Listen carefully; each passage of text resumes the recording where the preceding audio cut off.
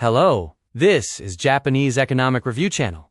Welcome to the Executive Explainer of the May 2026 Preliminary Report on Japan's Indices of Industrial Production. Today, we will unpack the data to understand the underlying drivers behind the current state of fluctuation in Japan's industrial sector. The macro indicators reveal a seesawing trend. Production increased by 0.5% and shipments by 0.6%, marking 2 consecutive months of gains. However, total inventories decreased by 0.6%, while the inventory ratio saw a sudden spike of 1.8%, its first increase in 3 months. Recent gains were largely driven by specific sectors. Petroleum and coal products jumped 9.1% month-over-month. Additionally, transport equipment excluding autos grew 4.6%, driven by aircraft engine parts. These sectors provided crucial upward thrust. Our matrix maps a fractured recovery. Automotive shows a healthy clearing with a 9.2% shipment increase. Petroleum boasts high throughput. Conversely, general machinery and electrical sectors languish in stagnation and demand contraction.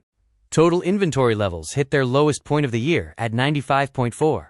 However, the sudden spike in the inventory ratio to 103.4 is a critical warning.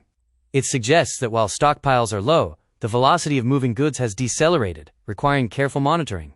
The official survey of production forecasts projects industrial output to rise by 3.7% in June, before flatlining at 0.0% in July. This encapsulates the official diagnostic. Japan's production engine remains trapped in a persistent state of fluctuation. The automotive sector remains a critical anchor. Production saw a moderate month-over-month increase of 0.8%.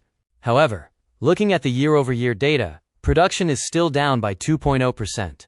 While it supports the current economy, it has yet to fully recover to historical baselines. Electronic parts and devices present a bright spot in year-over-year metrics. While month-over-month production grew by 1.3%, the year-over-year growth stands at an impressive 14.3%. This is largely driven by demand for memory ICs and active matrix LCDs. Shipment data exposes vulnerabilities in capital goods. General and business-oriented machinery experienced a sharp 6.1% drop. This contraction, affecting analytical instruments and conveyors, highlights a significant pause in corporate capital expenditures. Similarly, the electrical and information communication machinery sector stalled, with shipments dropping 5.9%. The decline in lithium-ion batteries and personal computers indicates a broader slowdown in tech-related demand and consumer electronics. While overall inventories dropped, some sectors are accumulating stock. Petroleum and coal products saw a 3.6% increase in inventory levels. This buildup in diesel, naphtha, and kerosene contrasts with the aggressive inventory clearing seen in other industries.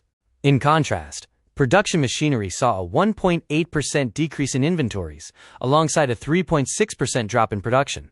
This synchronized decline suggests manufacturers of factory equipment are intentionally throttling production to match weakened demand and prevent overstocking. It is vital to contextualize the short-term gains. Despite the month-over-month increases, the year-over-year manufacturing production index is down 1.6%, and shipments are down 1.8%. Japan's industrial output is still struggling to break out of a longer-term stagnation.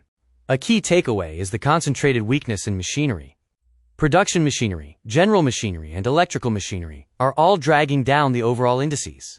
This synchronized slump across capital goods strongly indicates a systemic pullback in corporate investments. To conclude, Japan's industrial production is deeply polarized. Autos and energy provide short-term support, but heavy machinery and tech face demand contraction. With volatility expected, businesses must remain agile and manage inventory velocity in a fractured market. Thank you for watching the Japanese Economic Review. We look forward to having you with us again.